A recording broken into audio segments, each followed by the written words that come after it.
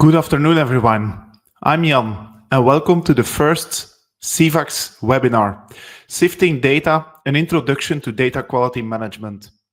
First of all, this is a live webinar, so things can go wrong. If something goes wrong with video, audio, screen sharing, please put it in the chat, and I will try to fix it if possible. Today, I will try to talk about data quality management in 20 minutes. It's a 20-minute webinar and then followed by Q&A. So if you have questions while I'm presenting, please enter it in the Q&A section. Let's start with the beginning, the enterprise data flow. I will introduce how data flows through an organization and then show you where data quality issues pop up. Then we will go through solving those data quality issues, and we will also see why it is so difficult to solve those issues. And as the last part, I will introduce you to a data quality management strategy.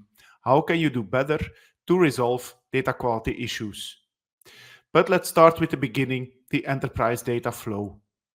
In an enterprise, data flows from the source where data is being produced to consumers that consume this data in reports, AI models, and so on. So the creation of data is done by users who work in processes with software tools. For example, you have users who will work in a CRM or ERP system or any other tool where they enter data manually in a user interface. Then you have users who work in the field with a mobile application. In a mobile application, they enter data.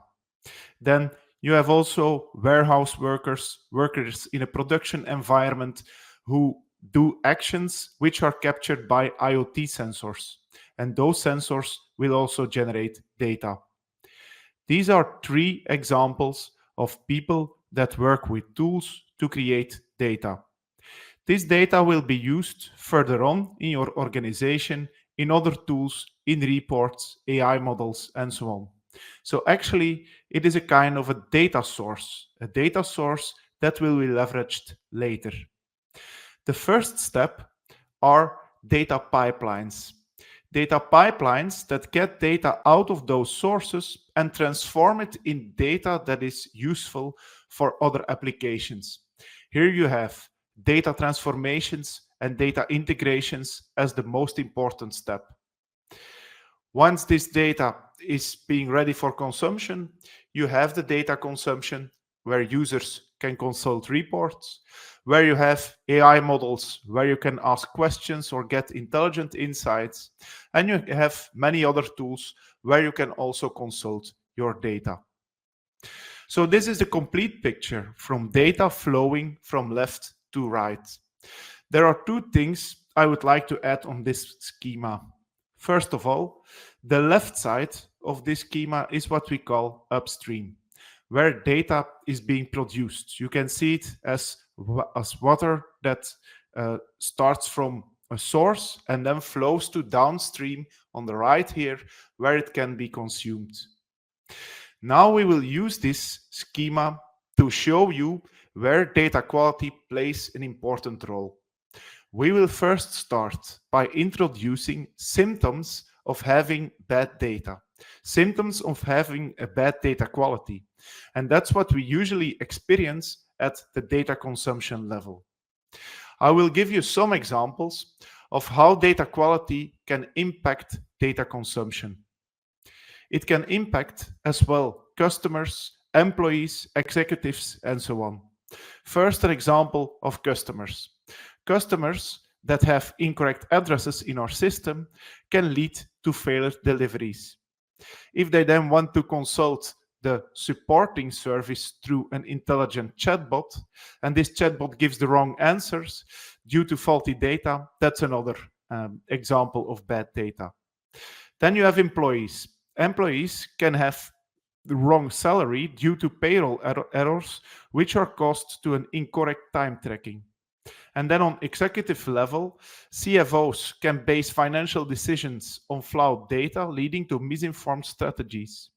Or a COO can make the wrong decisions using KPIs that rely on bad data. So as we see here on the top of the iceberg, we have some symptoms. While those symptoms usually start small, you have users that experience an effect from bad data. This can start to grow and grow until you get a kind of a wheel of chaos, where you have a lot of data quality issues in your organization, and this is difficult to manage. While I now showed you the symptoms of bad data, I will now step through potential causes of those data quality issues. And those root causes can be at every step in the flow from source to the data that we use for consumption. First, we will dive a bit deeper in the data that we will use for consumption. Here we can see some issues that make it difficult to consume data in a report, in an AI model, and so on. And those issues are frequently called the dimensions of data quality. I will now show you 5 dimensions of data quality, but if you look for it on Google, you will see another number of dimensions as well. Some call it 7 dimensions, 10, some 3, but I will stick to 5 dimensions. The first one is accuracy. Data does not reflect reality. For example, in reality, we have a triangle, but our data captures a rectangle, so data is not accurate. Secondly, validity. Data is in the wrong format. While we expect to have white shapes, we have one blue shape. So that data does not respect the format. It's not valid. Thirdly, there's consistency. Data differs across systems. If we have the same data in multiple systems, we expect this data to be the same. For example, data source 1 has a triangle, data source 2 has a rectangle, and it should be the same data. Right now, it's not consistent. And then there's uniqueness. We want no duplicates where they shouldn't. Like here, we want to have a set of only unique figures, but there are 2 blue triangles, so data is not unique. And the last one is timeliness. Very simply said, data arrives too late. We have an SLA for data to arrive, but data arrives after this SLA. So all those dimensions and variations on those dimensions are actually causes of why your data will impact your data consumption. One potential cause for those data quality dimensions or for issues in those data quality dimensions are so-called pipeline issues. Data pipelines that transform your data from source to data for consumption can contain bugs. There can be logical errors, can be implementation errors, and they will transform and integrate data the wrong way. Another potential root cause is completely at the beginning of this flow. First of all, there can be data entry errors. Users enter incorrect or inconsistent data. Or there can be software and system bugs. Faulty software misstores or miscalculates data. In these cases, data is wrong from the early beginning. These upstream issues will later lead to downstream problems. So here we have the complete flow. And in this flow, we saw potential influences of data quality issues. If we summarize it from left to right, in the early beginning, we can have data input issues. Then we can have software issues that misstores your data. Then data can be wrongly transformed and integrated. And this will result in data that causes data consumption issues. So now we understand how data flows and where we have potential data quality issues. Let's go to solutions. Let's try to solve data quality issues. I often compare solving data quality issues with fighting a 7-headed beast. If you resolve one issue, 3 new data quality issues seem to appear. And that's a really difficult fight. But there is some advice. One advice that I have is to follow 3 golden rules to solve data quality issues. One rule, fix the root cause. Find the root cause and fix it. Secondly, fix it fast. Don't wait, detect early and fix it fast. And thirdly, once you clean the root cause, there is still some mess in your data. Clean it up. don't forget that, or you will have bad data forever. I will step through those 3 golden rules. The first one, fixing the root cause. Let's go back to our data flow, where data flows from upstream to downstream. You can have input issues until you have data issues.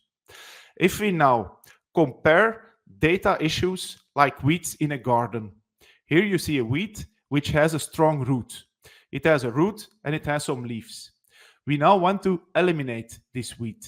One option is to cut the leaves, but that's a suboptimal solution because the plant can still growing. It will grow back if you only cut off the leaves. The most optimal solution is to remove the root. This means identifying the true source of the error and implement systems, processes, or training changes to prevent recurrence. Now, I believe we are all convinced that resolving the root is what we need to do. But I often see that we don't do this. We choose for quick fixes instead of resolving the root cause. So that brings me to the important question, why is it so difficult to solve the root cause? Then I will go back to our flow. In this flow, what I didn't mention before is that there are multiple stakeholders involved. You can have business teams that create data in the beginning and also consume the results. You will have IT teams maintaining and programming software.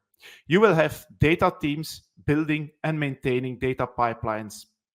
You have all those different stakeholders, and often they work in silos. Business, IT, and data teams often work separately, and that makes collaboration difficult. We can take this one step further. I see 2 worlds. One world in the downstream environment feels the data pains.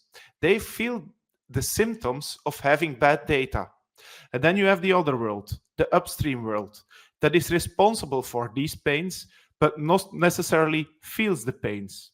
So you have teams on the left side creating data. They create it as they believe it should be.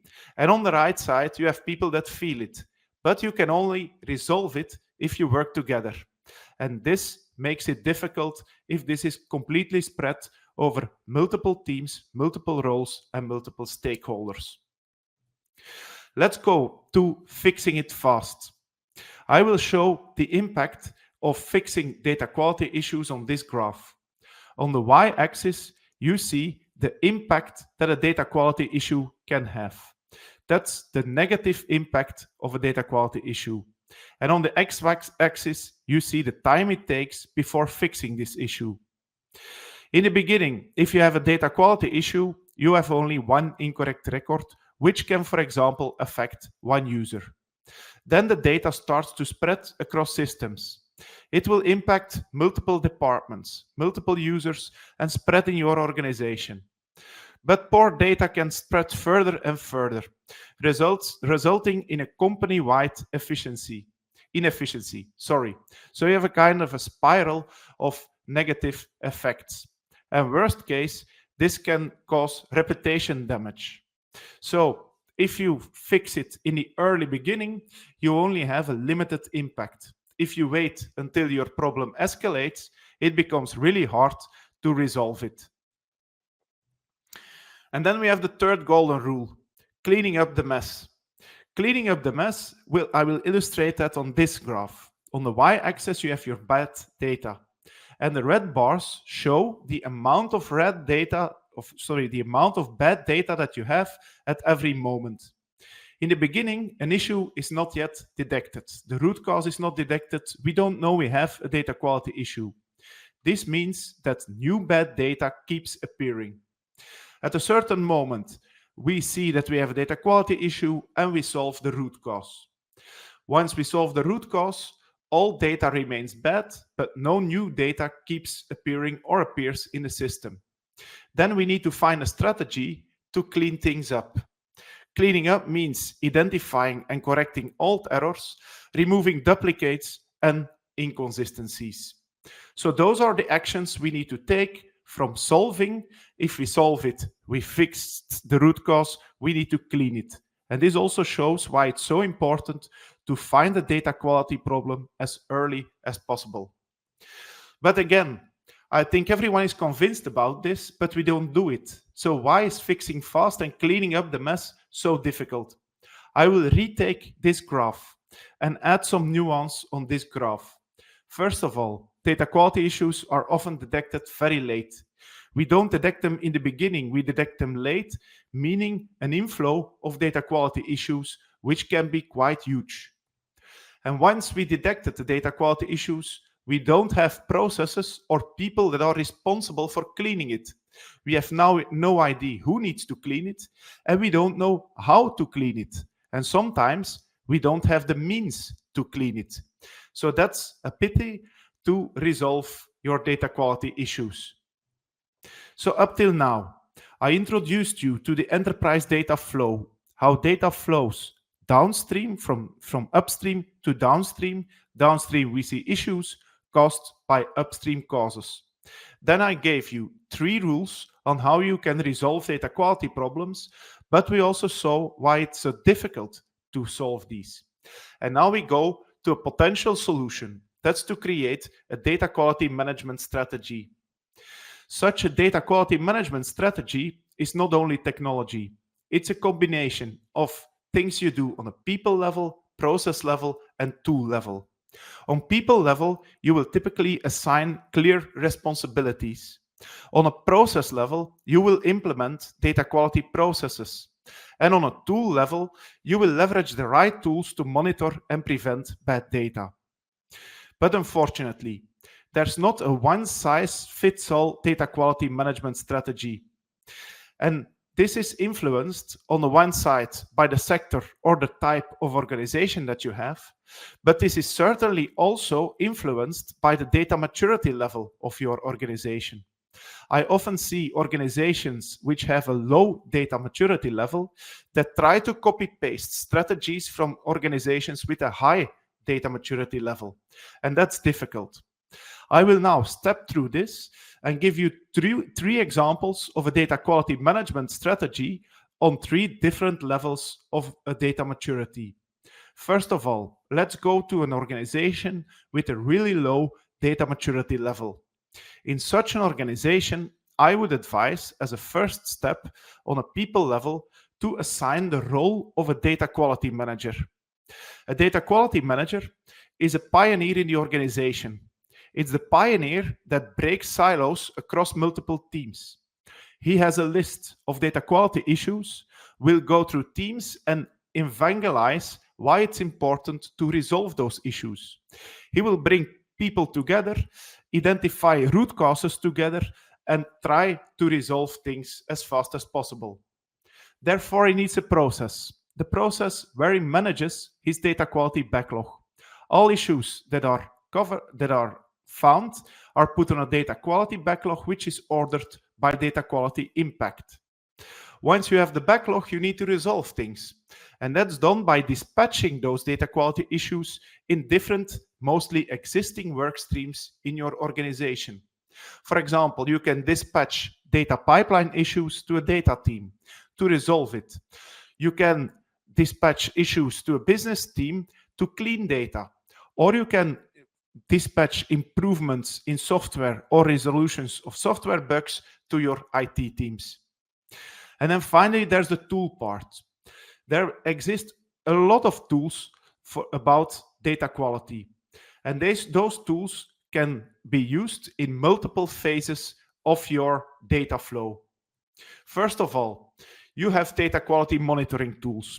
I compare them with sifts or filters.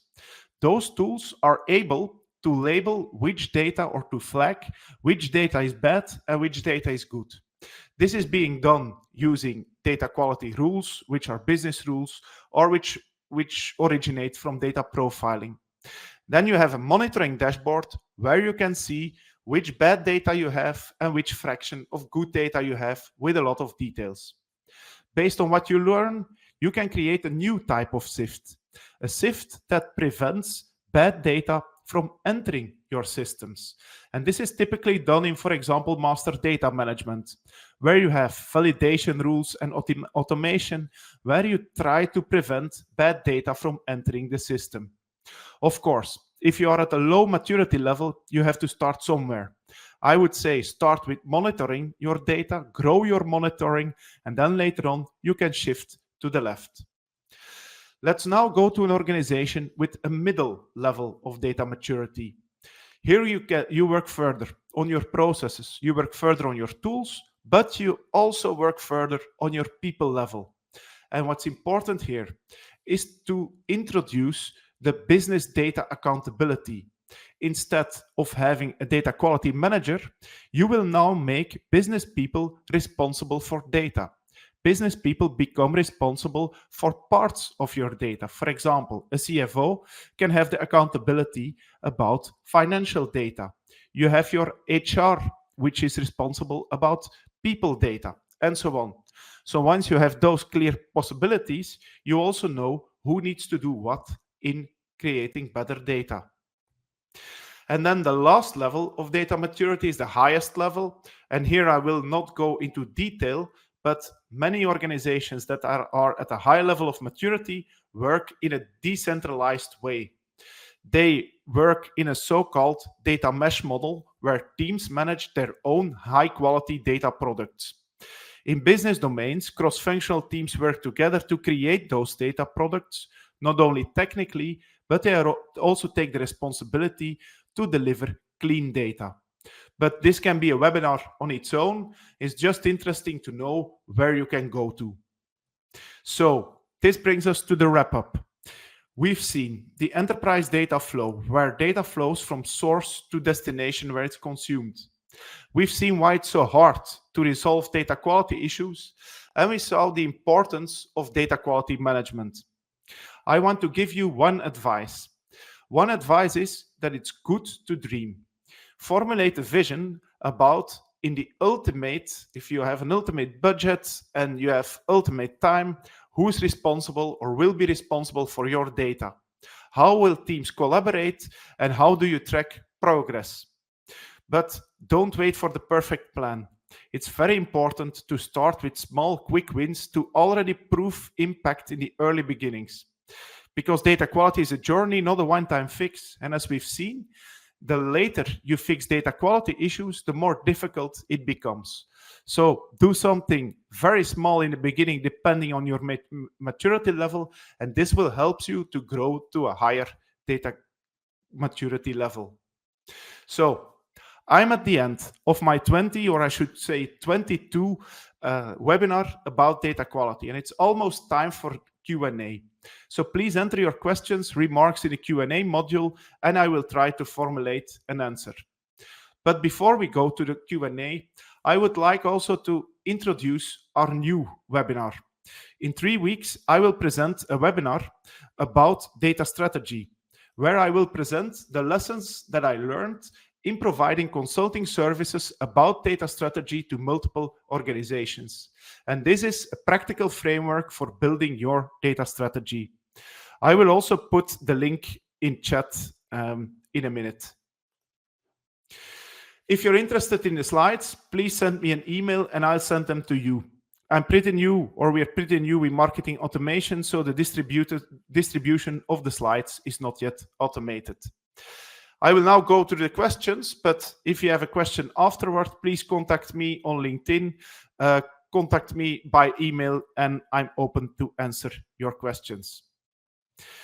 So right now, there are 2 questions answered. The first is from Guillaume. How do you classify data in your business glossary and link this to the measures you take to guarantee that data quality? For example, critical data for management reporting or salary data will need a higher data quality across the whole data flow. That's a very good question. And actually, it's a bit similar to what I showed in data quality backlog management, that having an assessment of the impact of a data quality issue is very important. Actually, you need to find some priority, and based on this priority, the negative impact it can have, you need to take measures. you can make preventive or take preventive measures, resolve those use cases first, or those root causes first, and so on. So I totally agree that you need to classify this, and a business glossary can be a very important tool for this, because there you already know which data you have and where this data will be used, or what's the impact of this data can be. If you link this to processes, then you know where bad data can have impact, and this can help you to make the priority. So it's always hard to give a small answer very straight away. So I will summarize my answer.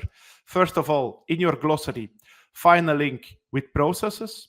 This will help you to define the impact of data in a process. And if you have an issue in this data, you can use this impact to streamline your resolution strategy. Then a question of Kate. Where would you usually see a data quality manager sitting within your organization, especially in an organization without a central data team or CDO?